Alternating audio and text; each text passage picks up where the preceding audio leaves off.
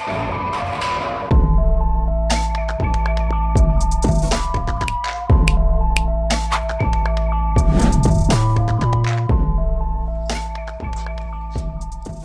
is up, my martial arts friends? Welcome to the video. Thank you for clicking on the link. You know, I always appreciate you guys watching these videos, joining me for my martial arts fun here that I like to have. Got some fun calibration drills for you guys today. Surprise, surprise. We're gonna do some solo espada. The way that this video came about is because this is actually part of a lesson that I taught at my Saturday class last Saturday. And one of my students asked me to make a video of this lesson because he wasn't able to be in the class and put it up on our little private app that I made for us. But I decided, why not put this online for my online colleague friends, at least part of it. The second half of this lesson I'm just gonna leave for my own students, but I'll at least do the first half of this and put it up online for my online martial arts friends too. So what are we working on today? So this is gonna be, like I said, it's just gonna be a solo espada drill. But today we're working on requartering, okay? Requartering is what you need to do if you want to continue your drive, okay? When you requarter, you're essentially dominating space and time. You're continuously dominating it. You're continuously putting yourself in a superior position in combat. The thing is that to quarter and to requarter, you need to first break time. That is not what we're going to be going over in this lesson today. We're not going to be focusing on the breaking time aspect of things. We're just going to be focusing mostly on the angles that we need to be stepping in and how to direct the energy of our bodies when we're in motion. But just understand that when you're doing this and you're practicing quartering and requartering, just have it in your mind that in order to do these things, you have to first break time and dominate time before you can move into dominating space. We're just not going to work that part of it with this particular drill. Just throwing that out there for you. Okay, so let me actually show you the map for today. All right, so this is what we're going to be using for our map. We've got our diamond. This is universal evasion, and this is our requarter here, okay?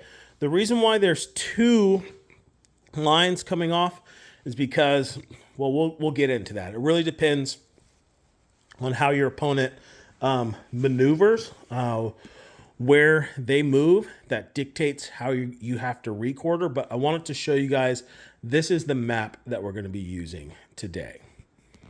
All right, so what do I mean by requartering, right? So what I mean by requartering is if I have my opponent right here in front of me, if I step left 45, and he doesn't move, I have quartered him. I have put myself into a dominant position and moved from quarter one into quarter two is what I'm doing here, okay? And then I would be, so if I step left 45 up reverse triangle, that puts me on forward triangle so I can move into my opponent. They would be on universal evasion. If I move forward, this resets 0 degrees because my 0 degrees is now facing this way and their 0 degrees is now facing this way. If I move here, I can no longer continue to drive forward. It's just the way combat works, okay? So if I move up that 0 degrees line, I can't keep driving. So if I want to continue to drive, I have to requarter, maintaining dominance of space, okay, is what you're doing here. I would have to requarter no later than my second beat, okay? You can also requarter on your first beat, but we're only going to focus on requartering on your second beat, or after your second beat, which would be on your third beat, is when we're going to requarter so that you can maintain dominance in combat, okay? So what we're going to do here is actually, you know what, let's, I'm going to focus on the defend. I'm going to show you both sides of this, the defending side and the attacking side. This is designed to be a partner drill. Obviously, I don't have a partner here with me, so I'm going to show you both sides of this, and you're just going to have to use your imagination. Imagination. Or find a partner to do this with you to be able to put it all together. But let me move the camera so I can show you guys the defending side of this first, because that'll help make sense of the attacking side of this, all right? Okay, so first we're going to start on the right way to defend. The accurate way of defending, which is honestly not the most common way that people will defend. Most people are going to defend a recorder the second way I'm going to show you, which is the wrong way to do it. And you as a skilled Kali practitioner should understand how you need to make your adjustment based on what your opponent is doing, based on the way that they're defending, okay? So starting off, if you were to look at me, I'm right on the diamond on 0 degrees. My opponent would be right here in front of me, or my training partner would be right here in front of me. And we're just going to do 1 through 4 the whole time, just 1 through 4. That's 1 through 4, right? 1, 2, 3, 4. That's what we're doing this whole time, okay? So I'm going to step back on universal evasion as I swing my 1. Boom. I'm going to step back again as I swing my 2. Now, correct way to defend a recorder, I see my opponent requartering me, so instead of staying on universal evasion, I'm going to make the adjustment because now universal evasion is this way, okay? So when I swing my 3, I now need to go out on the new universal evasion, which is this way, and then one more beat before they then get driven back with my angle 1. Okay, let's do that again. So I am up at the diamond. I'll show you my feet after this in just a second, okay? So I'm going to go out on universal evasion as I swing my angle 1.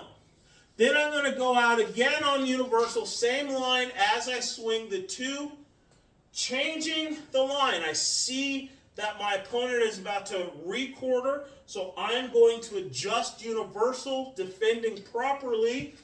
Boom with my 3, one more time with my 4, and then I'm going to drive back at them with the 1. Boom, just like that, okay? Let me show you, actually, I'm going to show you the second version of this, and then I'm going to show you the feet, okay? So let's say that you didn't notice that somebody is requartering on you, or you just didn't have the time to make that adjustment properly, right? This is how most people are going to react when somebody requarters, all right? Which is the wrong way to do it. This is the wrong way to defend, but it's important to practice this as like the defender for your partner when you do this as a partner drill, because it changes. You'll see this in a second when we do the other side of this. It changes the way that you have to move depending on how your opponent defends with a recorder, okay? That'll make more sense in just a minute. So we're going to do this the wrong way. So I'm going to go on universal, and I'm going to go 1 on universal, 2 on universal. This time they recorder. I didn't realize it for whatever reason. So I'm going to go out on universal with my 3. That's the wrong way to do this. Now they're right there. They've got super dominant position on me, and I have to move out on the new universal evasion. Boom, right here, right there. Because what's actually happening when you do that is 0 degrees changes. So right here, 1, 2, when they recorder, 0 degrees is shifting. And so this is actually moving back on 0 degrees when they recorder, which is what gives them such a dominant position. When you do this with a partner, you really see the difference. When somebody moves back on this pace, on what they think is universal, as you recorder, you get on top of them just like that. It's so fast. So we're going to go out on this line now with my 4 and my 1. So one more time with this one. So it's 1, 2, 3, and then adjust on 4, 1, back at my opponent on 2. The first one, just one more time, we're going 1, 2. I notice them requartering, so I adjust right away. 3, 4, and then back at them with the 1, right? No, actually, I did that wrong. Sorry. It's 1, 2, 3, 4. It should be 1, and then back at them on 2 like that is how it should be. Let me show you the feet, okay? All right, I'm going to show you guys the feet just real quick here, right? So I've got my map going out that way. I'm on 0 degrees, right? And so I'm going to take this left foot out on universal. One more time. First way, I go out this way. 1, 2, 3 back and forward. I kind of did that a little bit wrong when I showed you guys the calibration. It should have been 3 back on that line instead of just 2. So we're going to go out the other way. So if I go out 1, 2, and I don't realize they're requartering and I go here, boom, this is when I would go out on this line, and that's just 2 paces and back forward, okay? That's what it looks like from looking at the feet. 1, 2, requarters, 2, 3, and back. And then other way, 1, 2, 3, and then 1, 2, and back. That's the footwork. And I just want to correct myself just real quick. It's 1, 2, and then I would requarter 3, 4, 1, and then back with the 2. I don't think I did it that way when I recorded it before. Just wanted to correct that real quick. Let me show you what the attacking side of this is doing now, okay? All right, let's take a look at the agent side or the attacking side of this, okay? So if I'm going to go out on left 45, bridging to the left, swinging my number 1, right? So I'm stepping left 45 on 1, boom, comes to chamber when the feet come together. I'm going to move up forward triangle on 2, but when I do this requarter, you'll notice that it's actually a little bit larger step, right? So let me show you it this way. Let me show you like this. So you see here that this is a normal pace here, right? That's 1 stick. If I move it like that, you see how you're short, right? Requartering, anytime you requarter, you have to adjust your step to keep the angle proper. Requartering requires a larger than normal step to keep the angles accurate, because if I stepped just a normal pace, I am not actually on forward triangle. And you see here, this is what I'm saying, it makes a difference. If your opponent sees that you requarter and they change and go up that line, it affects how large of a step you have to make, right? If they go out this way and go out on that line, it's better for you because it will give you a more dominant angle. But look at how big that step actually needs to be in order to keep you in line with proper forward triangle. When you map this out with lines like this and you actually measure it out, you can see that requartering absolutely requires a larger than normal step to keep your angles proper for forward triangle and reverse triangle and actually maneuvering through space accurately. All right, now with that out of the way, let me show you how it works. So I'm going to step left 45 with my 1, forward triangle with the 2. I'm requartering with a larger than normal step, boom, to keep myself in line with my opponent that saw that I was requartering and made their proper adjustment. And I'm going to move up forward triangle with my 4, move up one more time because this is the end. If I wanted to continue to drive, I would need to requarter right here. But just for this drill, I'm going to end it here. I'm going to go forward on 1, and then I'm going to go back on 2, allowing my training partner to drive me back at that point, resetting long range, resetting Largo. Let's do that one again. So I'm stepping left 45 on 1, forward triangle on 2. Left 45, larger than normal step on 3, forward triangle on 4. One more time up the new 0 degrees on 1, back on 2.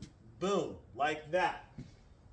Now, let's say your opponent didn't realize that you were requartering. That's what you want, but you need to be able to develop the visual acuity of seeing whether or not your opponent realizes that you're requartering. And it happens in just the blink of an eye, but that's what visual acuity does. It allows you, once you start to develop these things, you move with partners and you're actually using this stuff, you'll start to be able to pick up small movements in the blink of an eye and make the appropriate adjustment on your end. So what do I mean by that? What I mean is, let's say that I'm out here and say I'm driving my opponent. What I'm looking for is right here, is their leg, their left leg, is it starting to go this way? Or is their left leg continuing to go this way, right?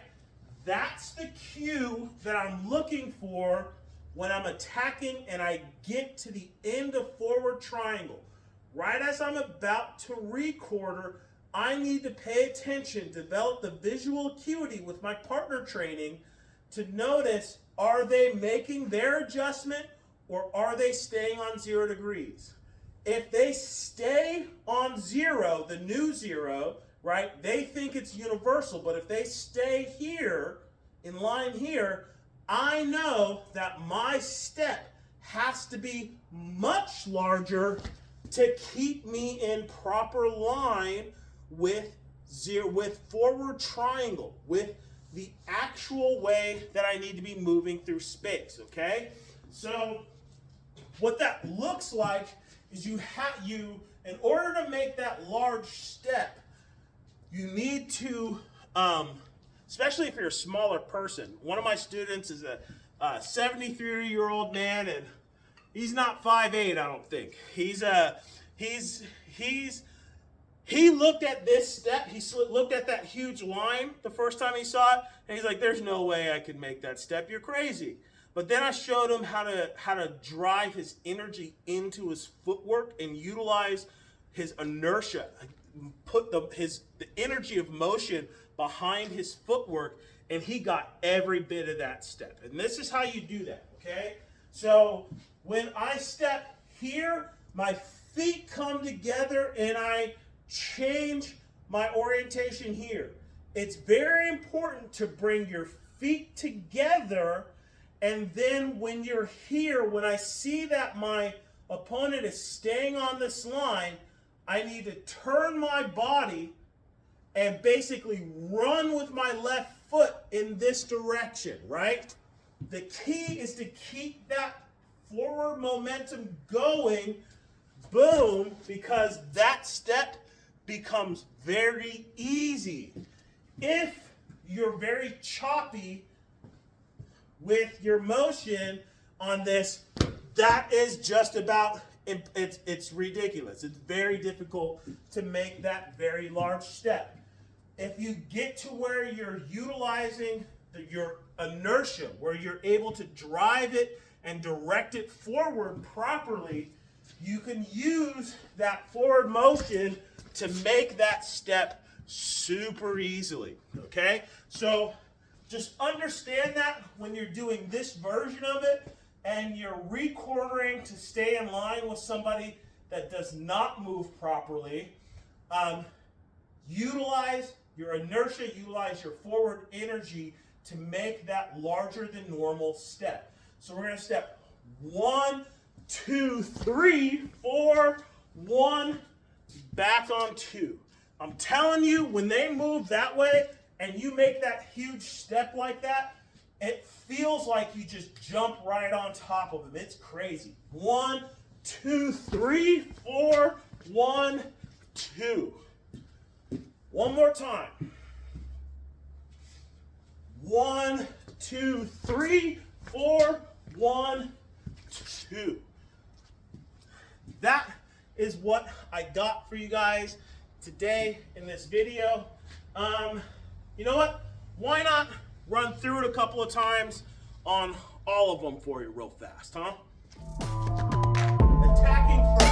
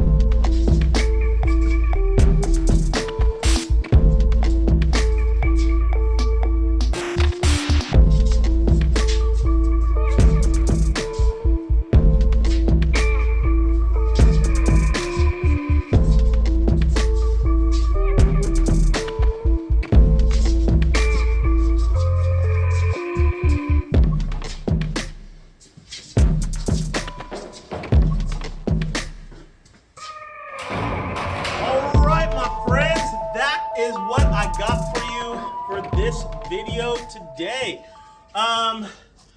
You can also do this with transitioning the flow from contact to contradas. We were just doing that whole thing on contact. The other half of this lesson actually shows you how to take the contradas line as you are requartering, and that's what I'm going to film next. But I'm only going to put that on the app for my students. If you guys want to have access to the app, or you want to just come do some dope Kali with me, you should come out to my classes. I teach free lessons out here in Long Beach, Washington, if you're in the area. Classes are free. I teach at the Long Beach Grange on Tuesdays from 7, if I can not hit my garage door here, from 7 to 8:30 on Tuesday nights, or at the Long Beach Elementary School in the outdoor covered basketball court on Saturday mornings from 10 a.m. to 11:30 a.m. I always forget the time for that one. Anyway, you guys, I appreciate you watching all the way to the end.